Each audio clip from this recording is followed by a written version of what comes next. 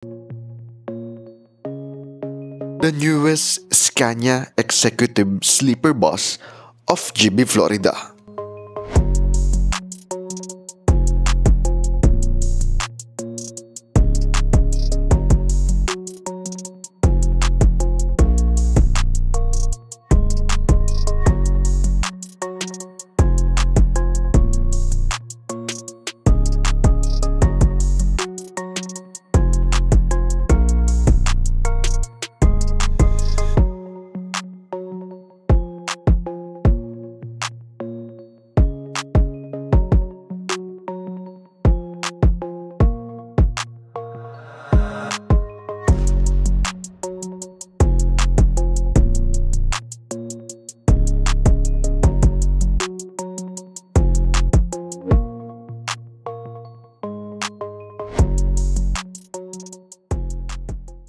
Last year 2024, nilaunch ng GB Florida at ng Scania ang kanilang newest sleeper bus. Namangha tayo sa malaking upgrade ni GB Florida sa kanilang mga bagong sleeper bus. Kung noon ay puro 1x1x1 ang kanilang mga sleeper, in-upgrade nila ito sa 1x1 with premium style.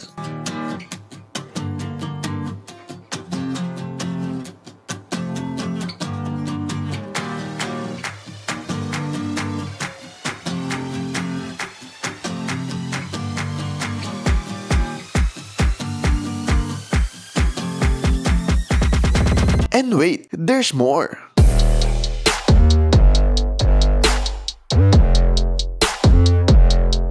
This year 2025, nilabas nila ang improved version ng kanilang sleeper bus.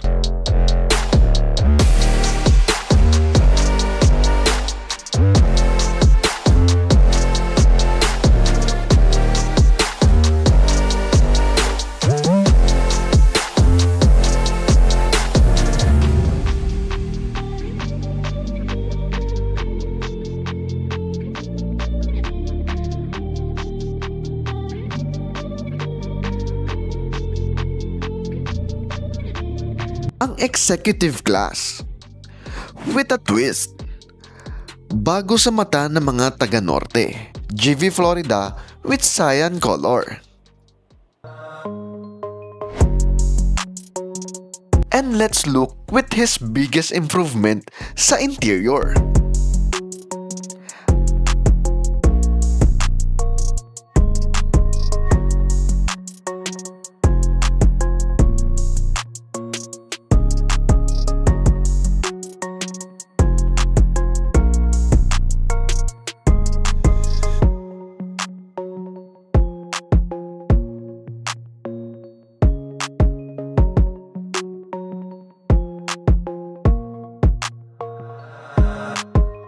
At aakalain nyo ba na locally made lang itong sleeper bus nila na mukhang imported?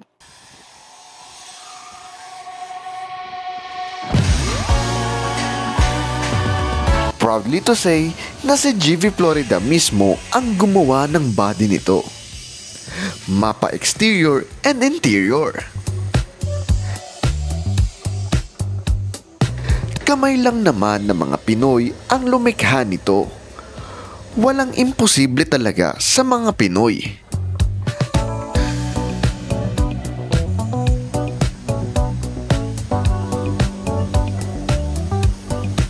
Masasabi natin na talagang handcrafted ang bawat detalye ng interior ng sleeper bus nila.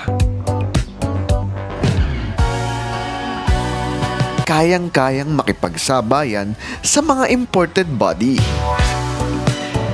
Basta hands-on ka lang at utak ang pagaganahin, kakayanin.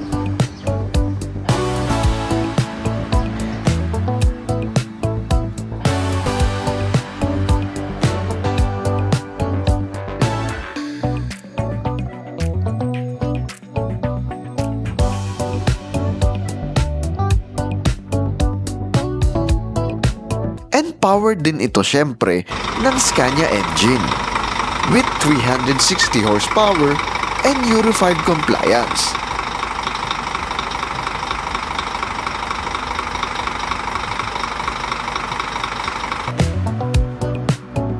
gawa ito sa kanilang sariling workshop sa Tarlac.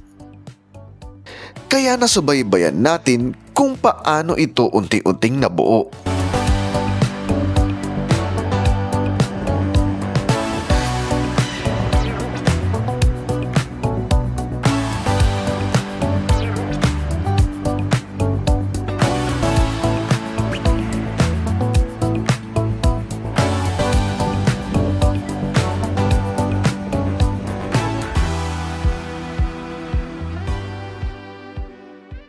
After that, dinala na nila ito sa workshop ng Scania sa Balintawak for pre-delivery inspection bago ang kanyang maiden trip.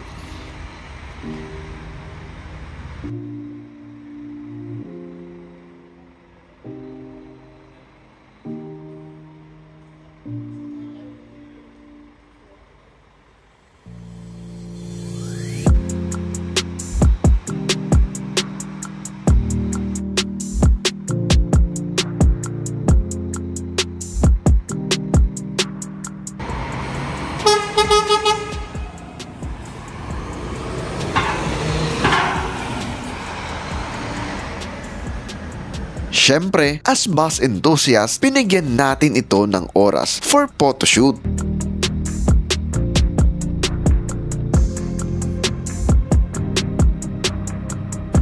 Manghang-mangha talaga ako dito, lalo na nang napailaw natin ito sa gabi. Head turner talaga pag nakita mo ito sa daan. Lalo na pag napasok mo pang loob.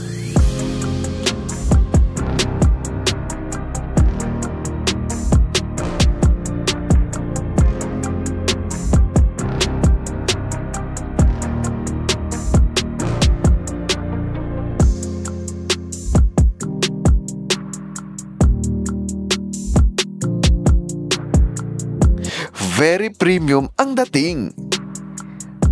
Ang laki ng naging improvement nila dito sa interior. From the lights, ceiling, and even the toilet na nilipat na nila sa likod.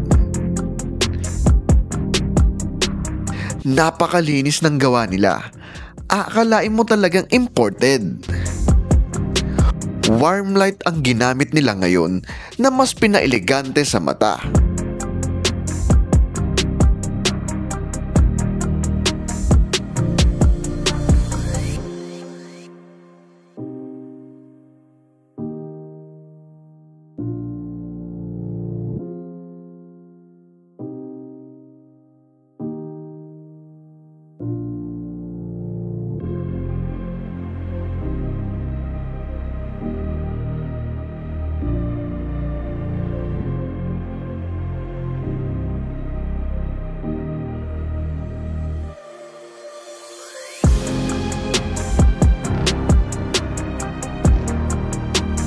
At mas pinakapal pa nila ang foam ng mga bed. At isa sa na-amaze ako, itong ceiling nila na honeycomb ang style.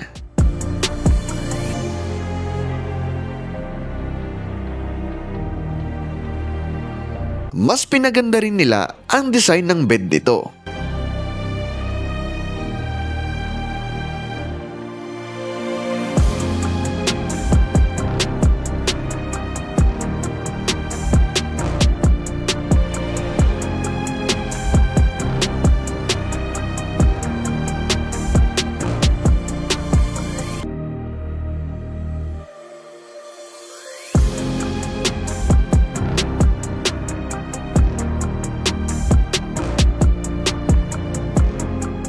At syempre, testingin natin ang comfort nito. Mas malapad na bed at adjustable na pillow. Mas malapad na bintana at may lightning na rin sa gilid. Mas komportable at maaliwalas para sa akin ito. Hindi masikip at hindi ka na rin mauuntog sa 5'5" kong height.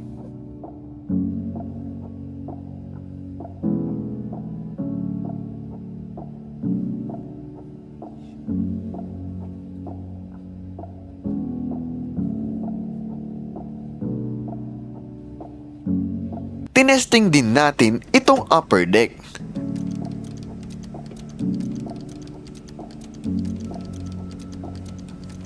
Komportable rin at hindi masikip.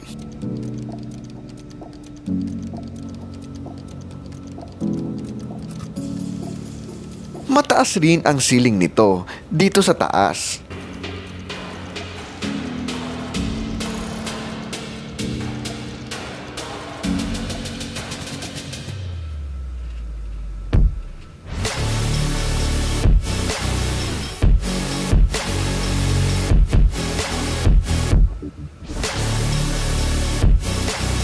Nakakamangha rin talaga itong stairs nila.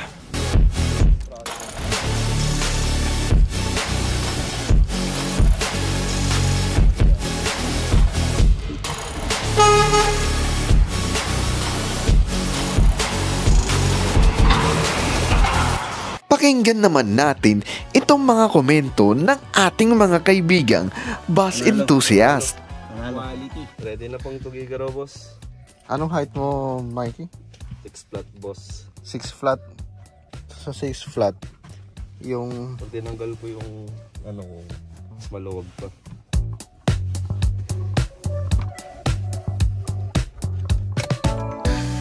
Oo nga, no? Kasi tanggalin lang yung sapatos ko, mas maluwag siya. Hindi na pala nare-recline tong ano. Phoenix na nila. Pag yung ganito, okay lang. Ay, hindi na siya masakit. Mas madali lumabas ngayon, no? Kumpara doon sa lumang model. Sa luma, ano eh.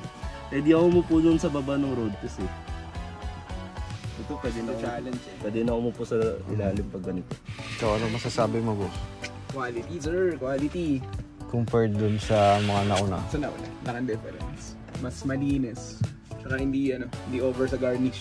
Oo. Simple lang, no? Simple lang. Aesthetic lang. Aesthetic lang. Itong ganda nga lang gawa nila Ganda dito. nung dito, yung sa taas. Itong honeycomb, no? Tapos may LED dito. Yung dome lights na ganyan. Pag blue kasi masakit sa mata. Oo. Ito hindi. Parang na-enhance yung... Yung effect niya, no? Warm light kung tawagin. Nakakatulong sa kung talagang magulo matulog. Tumas yung ceiling nito. Same Ikaw, mood sa ano? 6 flat. Sa taas na. Ilang modes yung ilaw, Marvy? Isa lang. Isa lang. Warm light lang talaga yung nilagay nila. Dahil mas elegante nga daw tignan. Yung sa 007. Pati itong ano. Maganda na ito.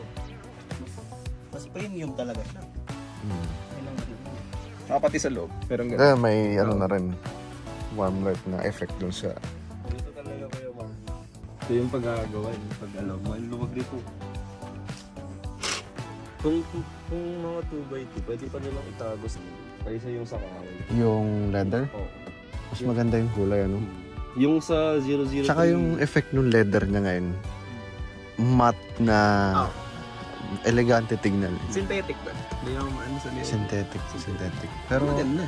maganda. Tsaka ang ginawa nila rito, yung leather, may palaman na foam. Oo, hindi siya yung flat lang na gano'n. Flat lang. Kaya mas maganda yung bulky yung effect niya. Tsaka lahat full leather. Pati yung side ng diyang higaan na yan. Leather yan.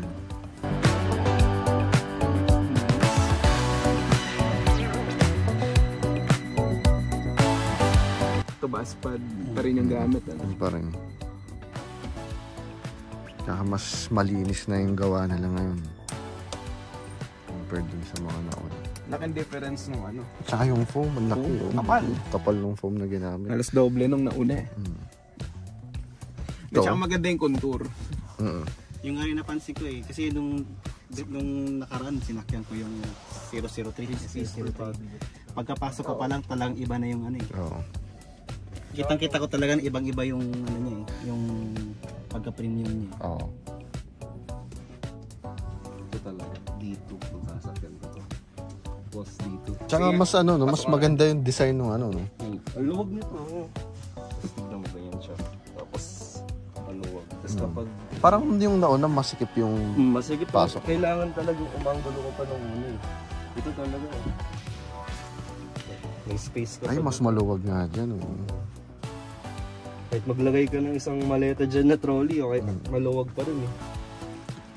Hindi siya... 6 flat ka, no. okay siya. Pag tumayo, umupo ka dyan. Paano mo po? Yan, umupo ka lang.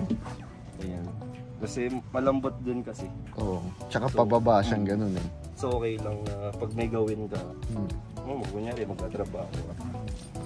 Ganun, okay lang. Tsaka ano, no? Ito yung kortina niya, buo. Sagad na. Dili ba?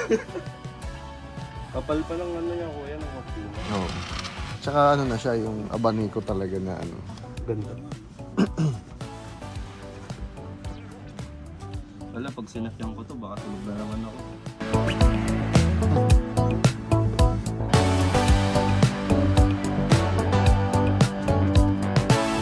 Yung sa taas, wala namang, parang ganun pa rin eh, no? Same lang. Same lang yung height niya. Talagang in-improve lang nila yung ano, yung nasa baba. Umiilaw pala yun.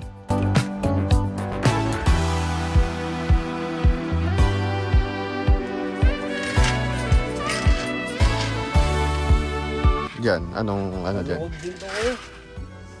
Lampas din eh. Oh, sa 6-footer na tao. Okay siyang kaso. Yun lang yung ano.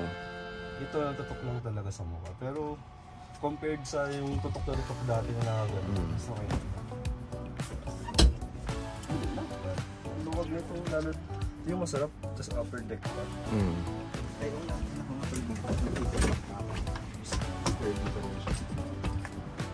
Ano na ako, mag-80 kilos na ako. Sturdy siya. Yung sa nauna sa S3, medyo flimsy iba. Yung iba. Pero Ito, in-improve din nila to. Ngayon ko lang nung dumihin lang kuya, pero madali lang akong punasan.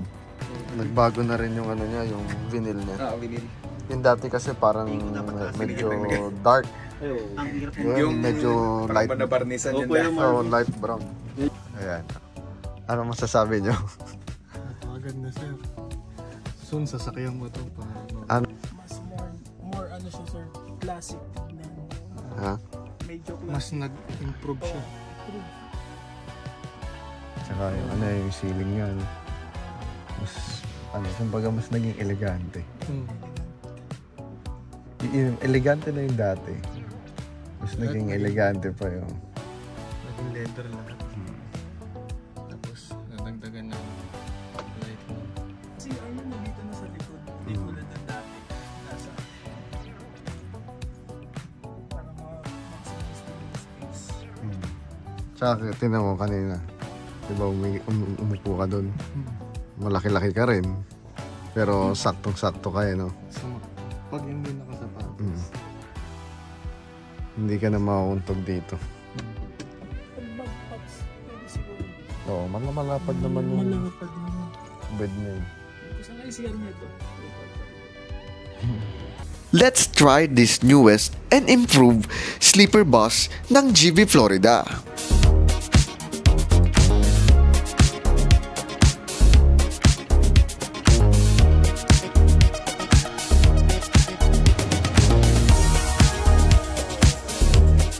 Kudos to the management ng GV Florida. Saludo tayo sa kanilang napakagandang obra. At ano pa kaya ang aabangan natin sa GV Florida? Abangan natin!